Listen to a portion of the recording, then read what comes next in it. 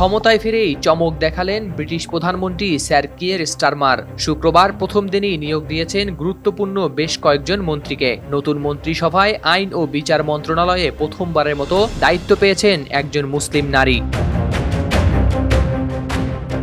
British রাজার হাত থেকে নতুন প্রধানমন্ত্রী হিসেবে নিয়োগ পেয়েই শুক্রবার থেকেই দায়িত্ব পালন শুরু করেছেন তিনি। এতে আইন ও বিচার মন্ত্রণালয়ের দায়িত্ব পেয়েছেন ব্যারিস্টার শাবানা মাহমুদ। এর আগে ব্রিটিশ মন্ত্রী পরিষদে ঠাঁই পাননি কোনো মুসলিম নারী। অক্সফোর্ড ইউনিভার্সিটি থেকে গ্র্যাজুয়েশন সম্পন্ন করা শাবানা মাহমুদের জন্ম 1980 সালে 17 সেপ্টেম্বর ইংল্যান্ডের বার্মিংহামে। তার পিতা মাহমুদ আহমেদ এবং মাতা Zubaida Ahmed. 6000 mAh battery, one and only Power Master Next G N73।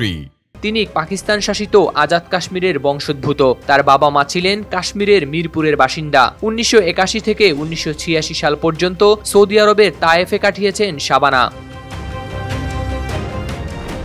প্রথম অব্রিটিশ মুসলিম নারী হিসেবে 2010 সালে হাউস অফ কমন্সে নির্বাচিত হন শাবানা। একই বছরে বাংলাদেশি বংশোদ্ভূত রুশনারা আলী ও পাকিস্তানি বংশোদ্ভূত ইয়াসমিন কুরেশিও নির্বাচিত হয়েছিলেন সংসদ সদস্য হিসেবে। শাবানা মাহমুদ কেবল প্রথম নারী মুসলিম বিচারমন্ত্রী নন, তিনি দেশটির ইতিহাসে দ্বিতীয় নারী যিনি গ্রহণ করেছেন লর্ড অফ চ্যান্সেলর নামক প্রাচীন পদটিও।